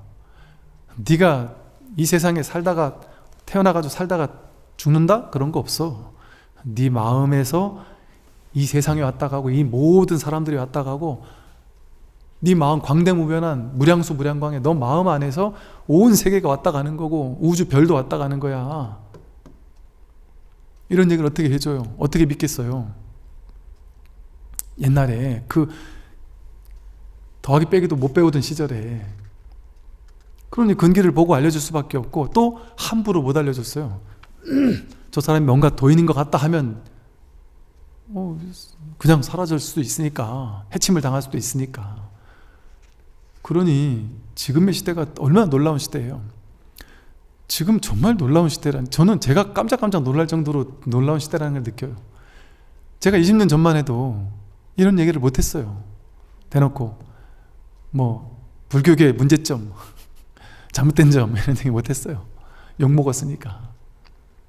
근데 지금은 이제 제가 요즘에 신기한 게 수많은 스님들이 당신들 스스로 이렇게 잘못하는 우리 종단의 문제점, 우리 스님들이 잘못하고 있는 점들을 스님들끼리 이렇게 다 얘기를 해요. 이제는 물론 그러다가 좀 핍박을 받는 사람도 있지만, 잘리는 사람도 있고 그렇지만 그런 얘기를 해요. 그리고 어느 정도 그것 가지고 크게 뭐라고 안 그러는 걸 보면, 안 그러고 그걸 어느 정도 또 수용할 정도로 이제 열린 세상으로 나아가고 있어요. 법이 이제 열리는 시대예요. 그러니까 되게 유력한 이런 분들도 야, 저 얘기 해도 괜찮아 싶을 정도로 막 강력하게 얘기하는데도 괜찮은 걸 보면, 야, 지금 이만큼 정말 많은 사람들이 열려있는 시대구나. 옛날과는 다른 시대구나. 그러니까 옛날엔 비전이라 그랬잖아요. 비전, 비밀스럽게 전해지는 거였다라고. 시크릿, 이 임재 스님이 시크릿을 제일 먼저 썼어요. 이건 비밀이다. 이 법이라는 게 비밀이거든요. 이건 다 드러나 있는 비밀이거든요. 이 시크릿이었단 말이에요. 탑 시크릿이었단 말이에요. 근데 이제는 이게 시크릿이 아니에요. 누구에게나 오픈되어 있고 공개되어 있어요. 정말 듣기 어려운 법문을 제가 20년 전만 해도 이런 법문 하는 사람도 별로 없었고, 해더라도 그냥 앞뒤 다 자르고 이게 법이다, 뜰 앞에 잣나무가 법이다, 그러고 내려가 버리셔요. 질문도 할 수도 없고 거량을 할 수도 없고. 그게 왜 법입니까? 친절하게 설명해 주는 건 더욱더 없고. 그러니까 지금이라는 시대에 태어난 게, 누워가지고 리모컨 하나 가지고 우리나라 전 세계에 있는 수많은 도인들을 쇼핑하잖아요. 이렇게 공짜로 이래 누워가지고, 아, 이 스님 잘하네, 이 스님 좀 듣기 별로네, 이 도인은 이게 장점이네, 이러면서 듣잖아요. 얼마나 좋은 시대예요 지금. 근데 지금 10대, 20대, 30대, 40대, 50대, 60대 남자, 여자, 출세간, 스님, 속인 할 것 없이 전 세계 무수히 많은 불교, 기독교, 종교적 전통 상관없이 무수히 많은 도인들이 서로 다양한 방식으로 설하고 있고, 또 그 중에는 도인인 척하는 사이비도 많고, 오히려 지금이 이제 사이비 구분하기가 더 힘들어질 정도로 또 혼탁한 시대이기도 하고, 그래서 이상한 쪽으로 빠지기도 더 쉽고, 또 바른 안목을 갖추면 공부를 제대로 하기도 더 쉬운 아주 놀라운 시대예요. 지금의 시대가 진짜 고마운 시대이기도 하죠. 이런 육조 스님의 일화를 보면 더욱더 지금의 시대가 고맙죠. 야, 이렇게까지 힘든 법을 구하는 게 이렇게까지 힘들었는데, 이렇게 깨달은 스승이 있는 건 고사하고, 이 당시죠. 이 당시 현장 스님은 500년 600년 이 당시니까 이 지금 육조 스님 요 때쯤이거든요. 깨달은 도인을 찾고 싶은데 도인을 못 찾으니까, 이렇게 옆에 두고도 중국에서 못 찾으니까, 그러면 부처님 경전이라도 찾아야 되겠다. 그래가지고 현장 스님이, 법현 스님, 현장 스님 같은 분들이 나라에서 못 가게 막았거든요. 여권 비자도 안 내줬단 말이에요. 그런데도 몰래 여기저기 신도님들한테 후원금 받아가지고 몰래 밤에 야반도주 해가지고 인도로 가는데 막 5년 6년 걸리고, 막 산맥을 넘고 저 히말라야를 넘고 타글라막한 산맥, 사막을 넘고 하면서 6명 중간에 스님들도 만나고, 그래서 몇 명의 스님이 가다가 몇 명은 죽고, 나중에 결국 1명 2명 남고, 그랬다가 인도까지 겨우겨우 도착했더니 거기선 또 언어가 안 되니까 거기서 언어 공부하는데 몇 년 걸리고, 불교 공부하는데 몇 년 걸려서 막 10몇 년 공부해가지고 경전을 얻어서 이제 고국으로 돌아와가지고, 또 그때부터 또 10몇 년 동안 번역하는 사람들 그룹을 만들어서 국가의 도움도 받아가지고 번역을 해내고, 그런 게 이 현장 스님이 그러고 갔다 와가지고 번역을 했잖아요. 현장 스님과 구마라지 스님 같은 분들이 그렇게 번역을 해서 우리가 이렇게 경전을 읽을 수 있는 거거든요. 그렇게 경전 하나 구하는데 목숨을 바쳐야 됐어요. 근데 그거를 그 당시는 했단 말이에요. 근다고 해서 깨달은 것도 아닌데. 그러니 이 정말 이렇게 도인 오조 스님이 계신다라는 이런 혜택을 받을 수 있는 사람은 정말 몇 없죠. 그러니까 어찌 보면 지금은 방편이 뛰어난 시대다 보니까 인류 역사 속에 있는 수많은 논거, 경전, 어록들을 스마트폰 하나면은 팔만대장경을 검색할 수 있는 시대잖아요. 그러니 그 무수히 많은 가르침들을 지금은 다 공유가 되어 있으니까 방편이 무수히 발전을 했어요. 방편이 발전을 해서, 방편을 발전하니까 그 놀라운 방편 속에서 깨어나는 제자들이 많아지는 거예요, 지금 시대는. 근데 이때만 해도 보세요. 오조 스님 문화에 1000명이 있었으면 뭐해요? 성품 확인한 제자가 없었잖아요. 그 오조 스님이 부족해서가 아니라 이건 말로 할 수 없거든요. 부처님께서 처음 깨닫고 나서, 야, 내가 법을 설하지 말아야 되겠다. 그랬더니 범천이 권청했다 그러잖아요. 그래도 법을 설해 주십시오 했다 그러잖아요. 왜 안 할라 했을까요? 이해가 되는 거예요. 이건 말로 할 수 있는 게 아니거든요. 이 법은 말로 할 수 있는 게 아니고, 모양이 있거나 빛깔이 있는 것도 아니고, 이 얘기를 해줄 수가 없는 거예요. 말로는 도저히 표현할 수가 없는 거거든요. 말로 표현해 뻘이 어긋나고, 그러니 입을 닫을 수밖에 없는 거예요. 그래서 수많은 옛날 도인들 중에는 법을 설하지 않고 입을 닫은 도인들도 많을 거예요. 그리고 말을 해도 이 오조 스님처럼 1000명을 가르쳐도 말은 하지만 근기가 따르지 않는 제자들은 못 알아들을 수도 있고, 또 방편이 수승하지 못하니까 못 알아들을 수도 있고. 제가 아는 스님들 중에도 보면 정말 저분의 법의 안목은 뛰어난데 쉽게 말해 제자들이 없어요. 법은 안목은 훌륭한데 맨날 같은 얘기, 똑같은 얘기만 맨날 반복해서 똑같은 얘기만 하니까 못 알아듣는 거예요, 사람들이. 그러니까 쉽게 말해 신도님들이 없어요, 그 절에는. 그럴 수도 있단 말이죠. 그러니까 지금의 시대가 정말 고마운 점은 그 많은 2500년 역사 속에 있던 무수히 많은 그 깨달음을 얻은 스님들의 무수히 많은 방편들을 다 흡수할 수 있는 시대거든요. 스마트폰 하나로, 클릭 몇 번으로. 그러니 그것들이 모이고 모여서 얼마나 많은 방편이, 쉽게 말해서 방편은 변화 발전할 수 있거든요. 우리 20년 전에 여러분들 우리 학교 다닐 때 영어 공부 잘하기가 쉽지 않았잖아요. 근데 지금 영어 가르치는 사람들 영상을 보니까 야, 어떻게 저렇게 기가 막히게 가르칠 수가 있을까? 교수법이 어떻게 이렇게 발전할 수가 있을까? 막 깜짝 놀랄 정도거든요. 20년 만에 영어 교수법도 그렇게 바뀌는데 불교 2500년 역사 동안 방편이 얼마나 바뀌었겠어요? 변화 발전했겠어요? 그러니 지금 우리가 그 혜택을 받고 있는 것이죠. 근데 오조 스님 밑에서도 그렇게 깨달음을 얻은 제자들이 없었다. 그런데 이제 오조 스님은 문인들을 이제 불러 모으셔서 이제 당신이 깨달은 법을 누군가에게 이제 내가 줘야 되겠구나. 이제 오조 스님도 이제 연세도 많이 드시고 하셔서 이제 육조를 만들어서 누군가에게 이제 물려줘야 되겠다 하고 이제 생각을 하신 때가 된 거죠. 그래서 이제 제자들에게 물려주겠다 하려고 이제 거량을 한번 해봅니다. 그래서 사람들에게 자신의 안목을 이제 글로서 써가지고 한번 나한테 가지고 오거라 하고 이제 얘기를 해요. 근데 많은 스님들이, 그 1000명이나 되는 스님들이 계셨어도 안목이 맑은 스님들이 아마 없었던 것 같고, 또 그 가운데 가장 유력주자 넘버 2, 넘버 3가 있었던 거죠. 넘버 2인 신수 스님이 워낙 육조로 선두주자였단 말이에요. 그러다 보니까 나머지 스님들이 야, 저 육조 스님이 계시는데 괜히 우리가 혹시나 나도 적어냈다가는 괜히 신수 스님한테 찍히는 거 아니야? 경쟁자처럼 모이면 나중에 좋을 게 뭐가 있냐? 나중에 평생 찍힐 텐데.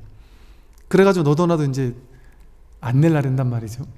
그런 장면들이 이제 그 다음 부분부터 이렇게 나옵니다.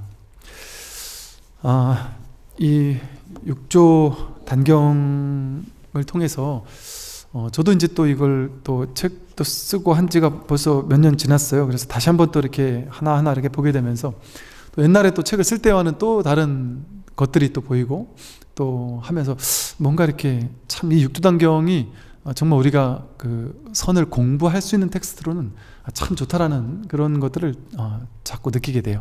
그래서 이렇게 하여간 이번 한 6개월 정도 해서 꾸준히 육조단경 공부를 할 텐데, 이걸 통해서 좀 이제 법의 안목을 조금 더 이제 갖추고, 또 우리도 이 법을 좀, 우리 마음이 무엇인지, 이 불성이 무엇인지, 그러니까 진짜 내가 누구인지, 정말 진실이 무엇인지, 내가 이렇게 늘 분별만 쫓아가고 있지만 분별만 쫓아가는 바람에, 대상만 쫓아가고 명과 생만 쫓아다니는 바람에 계속해서 나는 허상을 진짜라고 믿으면서 허상에 끌려다니면서 내 스스로 괴로움을 만들고, 내 스스로 만든 괴로움에 내 스스로 빠져서 자승자박하면서 스스로 포승줄을 만들어서 스스로 나를 묶고 스스로 그 속에서 막 괴로움에 빠져 있는, 이걸 그냥 스스로 노연하게만 하면 되거든요. 그게 견성이고 해탈이고 불성이지, 불성이라는 뭐가 따로 없습니다. 불성이라고 하는 것도 선의 독특한 방편이에요. 본래 무일물이라는 개송을 육조 스님이 쓰시는데, 불성이라는 것도 하나의 방편이에요. 완벽한 방편이에요. 모르는 사람들이 부처님은 무아를 얘기했는데 왜 선불교에서는 불성, 자성, 본래 면목, 주인공을 얘기하느냐? 방편이에요. 완벽한 방편이에요. 그런 거 따로 없습니다. 괴로움이 해결되면 될 뿐이지 또 다른 행복을 따로 구할 건 없습니다. 괴로움이, 불행이 없는 게 행복이지, 행복이 없는 게 불행이잖아요. 그러니까 불행만 없어지면 될 뿐이지 따로 행복을 구할 건 없습니다. 소를 타고 소를 찾는다는 말 있잖아요. 소를 타고 있다는 소리거든요. 여러분 다 소를 타고 있어요. 지금 다 마음을 확인하고 있어요. 여러분 마음을 통해서 지금 제 말을 듣고 있거든요. 마음을 통해서 지금 이 자리까지 걸어왔고 집에서 여기까지 왔고 마음을 쓰지 않고 살 수가 없어요. 늘 손은 타고 있습니다. 늘 견성은 이루어져 있어요. 늘 법은 드러나 있습니다. 100% 드러나 있습니다. 다만 뭐가 문제냐? 소를 탔는데도 불구하고 소를 찾는 게 문제예요. 소를 찾는다는 건 뭔 소리예요? 나는 소를 못 타고 있다. 히말라야 정상까지 올라가야 된다. 서울에서 서울을 가야 된다. 그럼 서울을 가야 된다는 생각만 없으면 이미 서울이거든요. 그 허망하게 그것을 방해하는 분별심, 그런 것들을 교리화시켜서 이해하기 쉽게 설명해 놓은 것이 불교 경전이고 선, 어록이고 그런 것이죠. 그래서 우리가 이런 공부를 통해서 이게 참 불교가 좋은 것이, 이 선이나 석가모니 부처님의 가르침은 법문을 듣기만 하는데 공부가 돼요. 듣기만 하는데 저절로 나도 모르게 자꾸 듣게 돼요. 이 유튜브 설법을 듣는 많은 사람들이, 대부분의 많은 사람들이 하는 얘기가 이상하게 나도 모르게 자꾸 듣게 돼요. 그런데 옛날에 하던 기도 수행은 자꾸 끊었어요. 근데 끊어서 한편은 좀 불안하기도 합니다. 근데 나도 모르게 자꾸 듣게 돼요. 그게 화두가 들려있는 거예요. 옛날에 기복불교는 이제 끊었고 이제 화두가 딱 들려있는 상태예요. 하두에 함이 나는 수행한다는 생각이 안 들어요. 자꾸 법문만 듣고 있으니까. 자나 깨나 법문 생각만 난다는 거예요. 회사 갈 때, 올 때, 잠자기 전에 오죽했으면 시간이 아까워서, 법문 듣는 시간이 너무 아까워서 잠잘 때 늘 법문을 켜고 잔다고. 저보고 죽비 좀 때리 말아달라고. 얼만큼 자기 직전까지 듣고 싶으면 자는 시간까지 아까워서 법문을 듣는 거겠어요? 그게 바로 불이 중도를 실천하고 있는 것이고, 가나선으로 말하면 화두가 들려있는 상태예요. 하루 종일 몇 달째 지금 늘 이거밖에 마음이 없다. 난 이 마음을 확인하는 것밖에 관심이 없다. 물론 다른 일은 일대로 계속 하지만 늘 여기에 와 있다. 그래 본 적 있습니까? 여러분 여태까지 기도하면서 그렇게까지 기도해 본 적 있어요? 그렇게까지 염불 하고 해본 적 있습니까? 없어요. 근데 뭐밖에 안 했는데, 법문 들은 것밖에 없는데 저절로 그렇게 화두가 들리게 되고 저절로 그렇게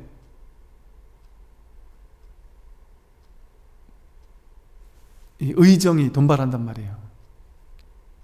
저절로 불의중도가 실천이 돼서 내가 늘 이 불의중도 속에, 모를 뻔하는 그 꽉 막힘 속에 진짜 내가 누구냐, 진짜 진실이 뭐냐, 불성이 뭐냐, 법이 뭐냐, 자성이 뭐냐, 이거 하나가 늘 궁금한 거예요. 저 스님은 뭐 이렇게도 얘기하고 저렇게도 얘기하고 계속 얘기하면서 이 하나의 자리는 가리켜 보이고 있는데, 직진심하고 있는데 그게 도대체 뭐냐, 그거 하나가 궁금한 거예요. 그게 바로 공부다. 진짜 공부입니다. 그리고 그래서 그 화두 속에서 버티는 게 공부예요. 그게 불의중도고. 근데 그 불의중도는 진도가 나가는 것 같지가 않아요. 그래야 진짜 중도예요.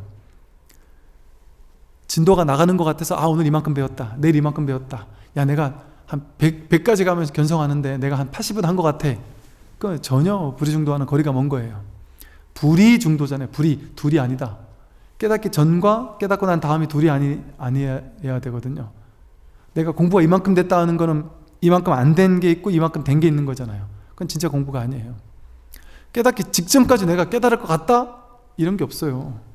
오히려 점점 더 막히지. 점점 더 모르겠지. 10년 공부한 사람 막히는 것과 오늘 공부 시작한 사람 막히는 게 똑같이 막혀요. 오히려 점점 더 막히지요. 진도가 한 발도 나간 것 같지 않단 말이에요. 이 공부는.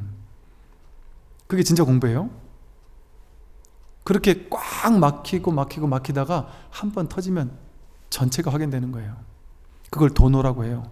그것은 몰록 일어난다. 점차적으로 일어나지 않습니다. 몰록 일어나는 거지. 도노, 몰록 깨닫는 것이지. 그러고 나면 이제 그 전과 후가 완전히 안목이 달라진다. 그런 일이 분명히 일어납니다. 분명히 일어납니다. 때로는 너무 쉽게 일어납니다. 한 달, 두 달, 세 달, 네 달, 다섯 달, 1년? 아무것도 한 게 없다. 난 법문만 들었다. 근데 알겠다. 이 자리에 알겠다. 이런 사람들이 많이 있다니까요. 그러니까 제가 이런 말씀을 드리는 것은 자신감을 가지고 나도 분명히 될 수 있구나 하는 확신을 가지고 공부하는 게 가장 중요해서 그래요. 확신한 어떤 발심을 하고 신심을 가지고 분명히 된다, 이건 되는 공부다 하는 굳은 발심을 하는 것이 이 공부의 전부와도 다르지 않습니다.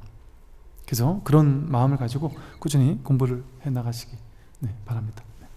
여기까지 하겠습니다. 성불하십시오.